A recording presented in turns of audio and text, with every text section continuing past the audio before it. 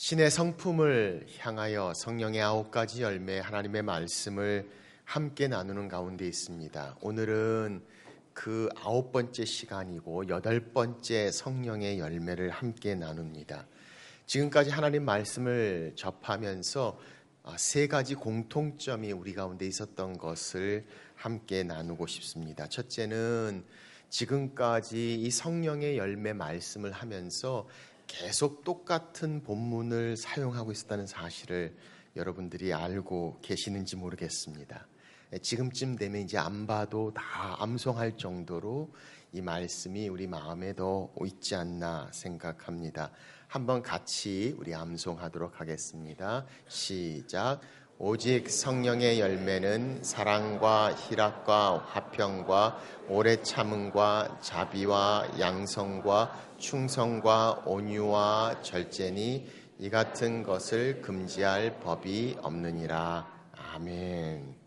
두 번째 공통점이 있다면 이 성령의 열매는 우리의 힘으로 우리의 능력으로 다 할 수 없다는 것입니다. 하나님이 은혜를 주시고 성령께서 우리 안에 충만하게 역사하실 때 가질 수 있고 맺을 수 있는 열매라는 사실을 우리는 기억합니다. 세 번째 우리가 공통점으로 볼 수 있는 것은 이 성령의 열매 가운데 끊임없이 계속해서 이 모든 성령의 열매는 바로 하나님의 성품에서 시작된다는 것을 우리는 보게 됩니다. 그래서 이 성령의 9가지 열매가 사실 하나님의 성품의 모습을 우리 가운데 말씀하고 있다. 그래서 성령의 사람으로 하나님의 성품을 담는 자, 신의 성품에 참여하는 자, 바로 성령의 9가지 열매를 맺는 이 성령의 열매를 성경은 우리 가운데 말씀하고 계십니다. 오늘 우리가 함께 나누는 하나님의 말씀은 바로 온유에 대한 성령의 열매를 말씀합니다. 자, 온유란 단어의 뜻은 한자로 보면 따뜻할 온자에 부드러울 유자입니다. 따뜻하고 부드럽다. 이것이 바로 온유의 뜻을 가지고 있습니다. 오늘 본문이 사용되는 헬라 원어를 보면 프라우테스라는 단어가 사용되었습니다. 이 프라우테스라는 단어가 사용될 때는 3가지의 사용 방법을 성경을 통해서 우리는 보게 됩니다. 하나는 아주 강한 바람이 아주 잔잔한 바람으로 변했을 때 프라우테스, 온유해졌다 라는 표현을 씁니다. 야생말을 잘 조련해서 그 말이 훈련받아 움직일 때 프라우테스, 온유해졌다라고 이야기합니다. 그리고 몸에 열이 많아서 몹시 고통 가운데 있다가 열이 잡히고 열이 내렸을 때 프라우테스, 온유해졌다라는 표현을 사용합니다. 그래서 이 프라우테스는 단순히 잔잔해지고 조용해진 것뿐만이 아니라 여전히 그 힘이 있습니다. 그 잔잔한 바람도 여전히 바람의 힘을 가지고 있고 야생마가 잘 조련됐지만 여전히 그 힘을 가지고 있는, 그러나 그 힘이 따뜻하고 부드럽게 잔잔하게 나타나는 것을 이야기할 때 프라우테스, 온유함이다라고 이야기합니다. 그래서 영어 성경에 이 온유함을 이렇게 번역해 놓았습니다. gentleness, 젠틀하다. 그래서 이 젠틀하다는 뜻은 힘이 없음을 이야기하는 것이 아니라 power in control, 힘이 있지만 그 힘이 잘 갈무리 되고 그 힘이 잘 정제되어서 그 강력한 힘이 따뜻하고 부드럽게 나타날 때 온유하다, gentle이란 단어를 사용함을 보게 됩니다. 우리는 온유하다 하면 왠지 모르게 약한 것 같다고 생각이 듭니다. 왠지 모르게 물러 터지고 순에 빠지고 힘이 없어 실력이 없어 그런 모습을 온유함으로 생각합니다. 그래서 우리는 종종 이야기합니다. 이 험한 세상을 살면서 그렇게 온유하고 순해서 어떻게 살라고 하냐고, 그러다 보면 밀치고 또 끌리고 또 그렇게 밟히는 삶이 될까 하는 두려움이 우리 가운데 있습니다. 그런데 오늘 성령은 우리 가운데 말씀합니다. 진정한 의미의 성령의 열매, 이 온유함은 힘이 없어 밟히는 연약함을 말하고 있지 않습니다. 아니, 오히려 강력한 힘을 가지고 있지만 여전히 부드럽고 따뜻하게 나올 수 있는 것, 그 힘을 함부로 사용하지 않습니다. 막 휘두르지 않습니다. 중심이 잡혀 있습니다. 당당하고 초연하면서도 과도되고 무리되지 않는 그 진정한 온유의 모습을 우리 가운데 말씀하고 있습니다. 절제된 힘이 따뜻하고 부드럽게 나타나는 것, 바로 이 온유, gentleness, 프로테스를 말합니다. 우리말에 좀 더 좋은 정의가 될 수 있다면 우리가 말하는 외유 내강을 생각해 봅니다. 내적으로는 꼿꼿합니다. 강합니다. 그러나 외적으로는 유하고 순하고 부드럽고 따뜻한 것, 단순한 외유만 말하고 있지 않습니다. 외유, 내강, 외유의 모습을 성경은 바로 온유하다라고 말하고 있음을 봅니다. 깊은 뿌리가 있어서 그 잎사귀가 여전히 부드러움으로 나타납니다. 뜨거운 마그마가 끓고 있지만 웅장한 모습을 그대로 가지고 있습니다. 청아한 샘물이 흘러나오지만 부드럽고 따뜻합니다. 바로 이 온유의 모습을 성경은 말씀합니다. 성경의 인물 중에 온유하다라고 이야기하는 독특한 분이 계십니다. 바로 구약에 나오는 모세를 말합니다. 민수기 12장에 보면 모세에 대해서 하나님은 이렇게 말씀하시고 평가하십니다. 이 사람 모세는 온유함이 지면의 모든 사람보다 더하더라. 지면의 모든 사람보다 온유함이 더했다라는 평가를 받았던 모세의 모습을 한번 보십시오. 그런데 사실 모세를 가만히 연구를 해보면 모세 한성질했던 사람인 것을 우리는 보게 됩니다. 성질 좋지 않았습니다. 아니, 얼마나 아나무인격이고 독불 장군이었고 왕자병까지 있어서 자기가 원하지 않는 일들이 일어날 때 그만 외국 사람을 거기서 바로 쳐 죽이기도 하는 아주 성질이 급하고 분노의 사람, 바로 마음대로 하고 있던 모세의 모습을 봅니다. 그런데 그가 40년 동안 광야에서 장인 이드로의 양을 치면서 노련한 조련사가 되시는 하나님께서 그를 만지십니다. 다듬으십니다. 터치하십니다. 역사하십니다. 그를 움직이십니다. 그리고 그가 얼마나 놀랍게 성숙한 성품, 그 강하디 강하고 거친 모세가 부드럽고 유하고 따뜻한 온유의 모습을 가졌는지, 하나님은 그를 향해 모든 지면에 사람들보다 온유함이 더하다라고 말씀하시는 것을 봅니다. 출애굽을 할 때에 그때 나왔던 장정의 수가 100만 명입니다. 여자와 아이들까지 치면 200만 명 가까이 되는 숫자를 데리고 출애굽해서 40년 동안 광야를 여행했던 모세의 모습을 한번 상상해 보십시오. 아니, 말 잘 듣고 제대로 따라오기만 해도 그 많은 숫자를 40년 동안 광야 가운데 인도하는 것 얼마나 어렵고 힘이 들까요? 그런데 이 이스라엘 백성들도 얼마나 문제가 많았는지 모릅니다. 고분고분하지 않았습니다. 껌뜻하면 그들은 소리를 지릅니다. 왜 우리를 여기까지 데려왔냐고, 애굽이 훨씬 더 좋았다고, 그때가 좋았다라고 이야기하는 그들을 보게 됩니다. 좋긴 뭐가 좋았습니까? 애굽에서 노예로 있었던 그들이었습니다. 굶주리고 피곤했던 그들이었습니다. 그런데 하나님께서 그들을 길을 여시고 인도하심에도 불구하고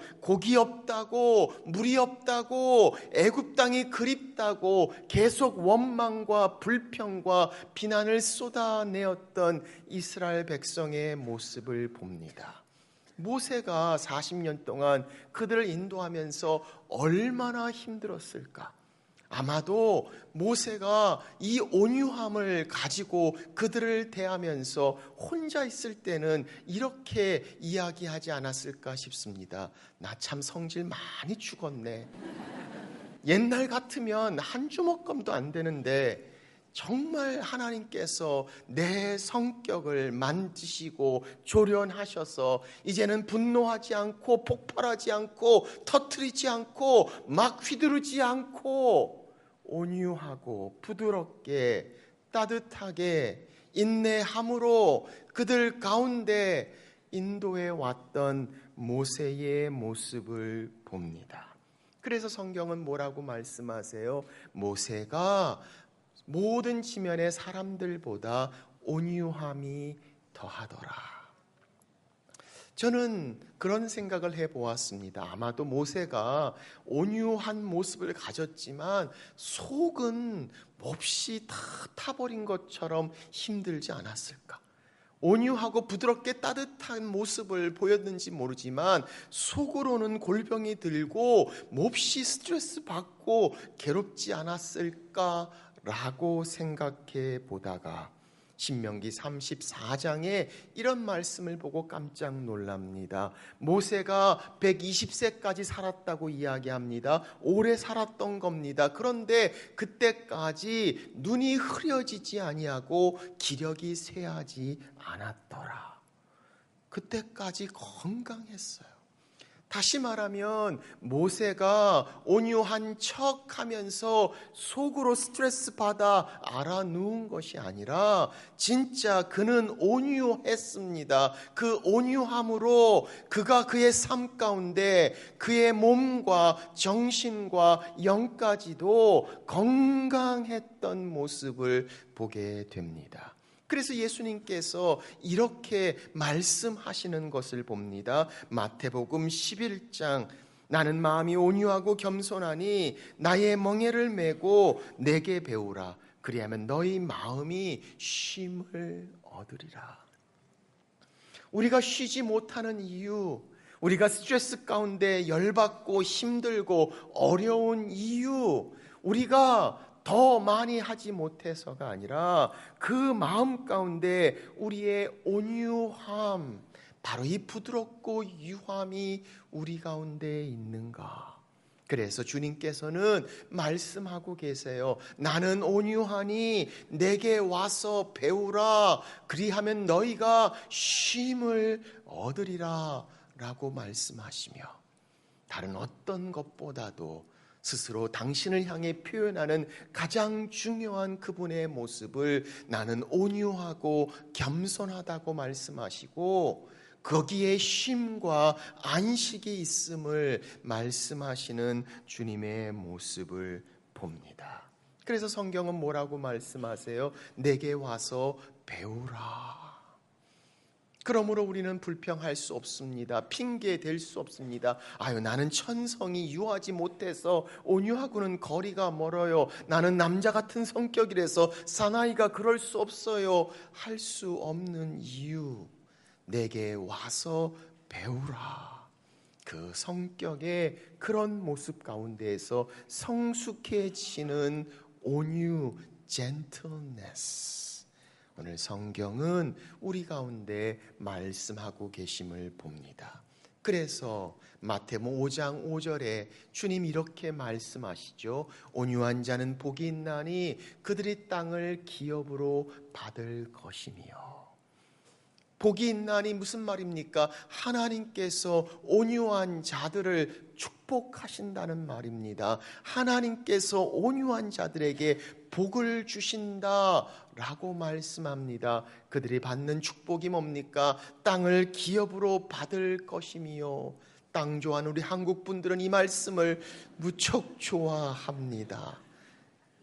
땅 기업으로 받는다고, 땅을 다스린다고 말씀합니다. 땅을 다스린다는 게 뭡니까? 그 땅을 다스림은 모든 것을 다스립니다. 그 땅은 그 땅에 있는 사람들을 말합니다. 바로 세상을 움직이는 힘, 사람을 움직이는 것, 땅을 받는 자들의 모습, 바로 온유한 자가 그렇다.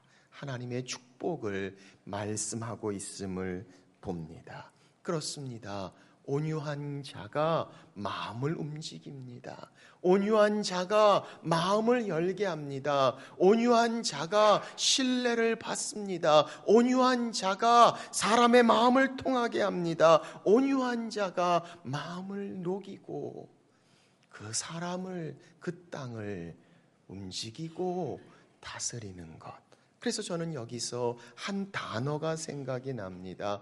바로 영향력. 바로 온유한 자가 이기는 영향력의 모습을 봅니다.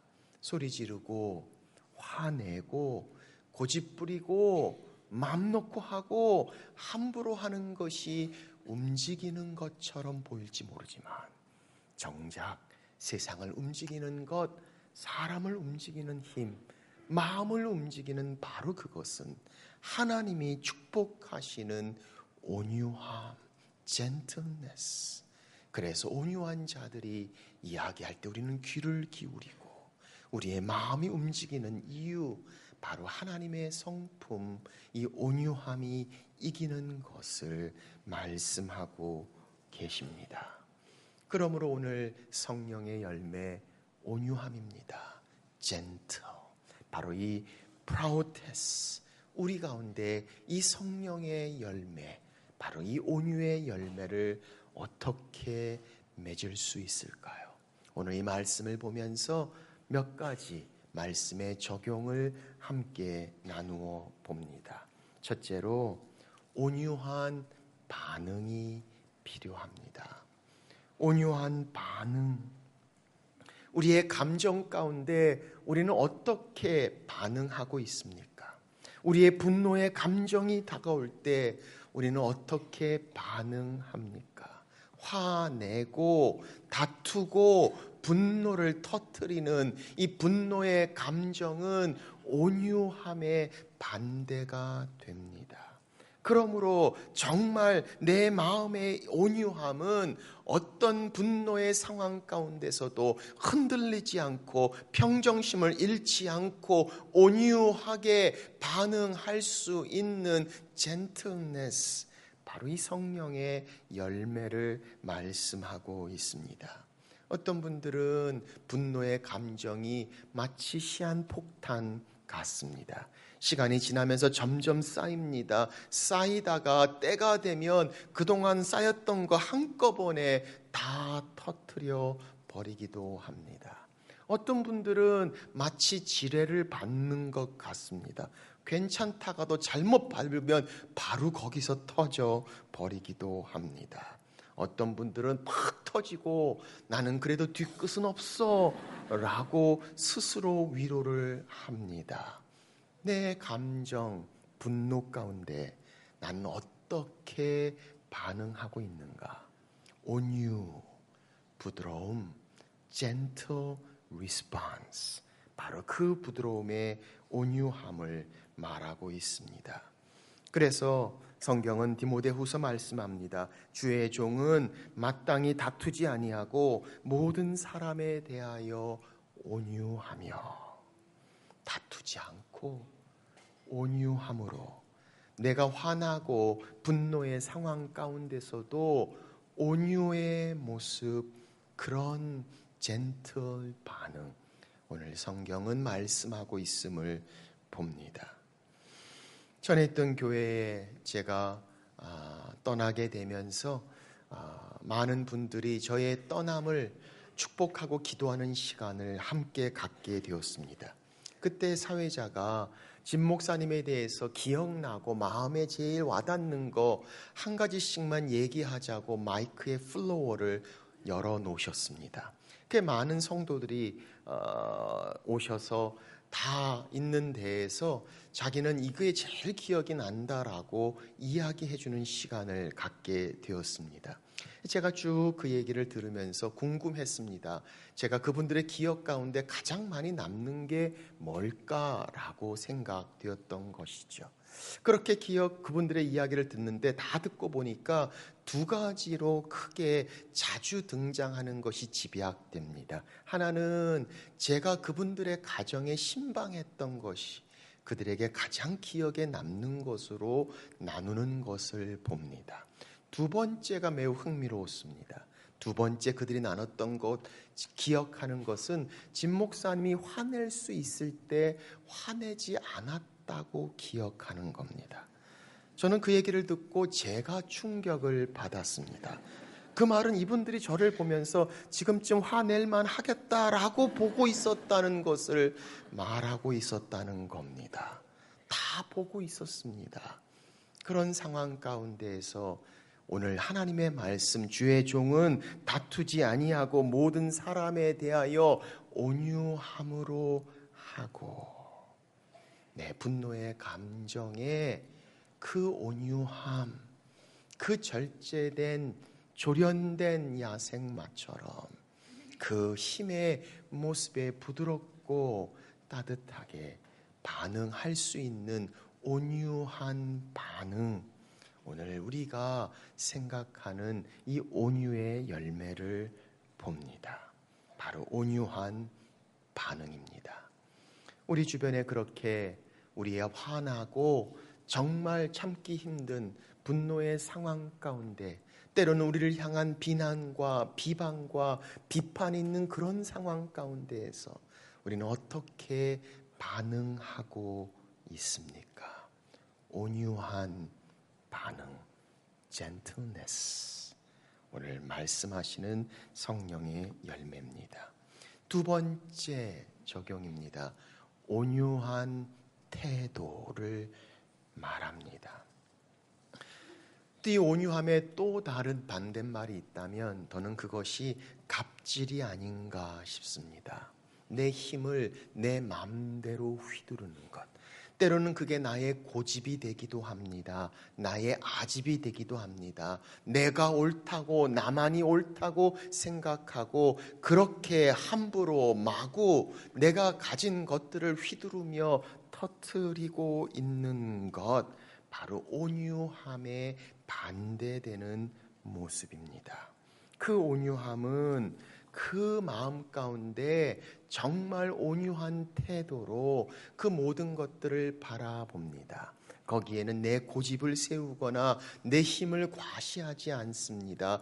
거기에는 이해가 따릅니다. 거기에는 그 배려가 따릅니다. 거기에는 양보가 따릅니다. 거기에는 바로 존중함이 있습니다. 바로 그들을 향해서 배려하고 양보하고 존중하고 이해하는 것, 내 것, 내가 옳다고 내 마음대로 함부로 하지 않는 것, 고집, 아집, 그리고 내 파워, 내 권한, 이 모든 것에서 더 온유한 마음으로 양보하고 배려하고 이해하는 것을 말합니다.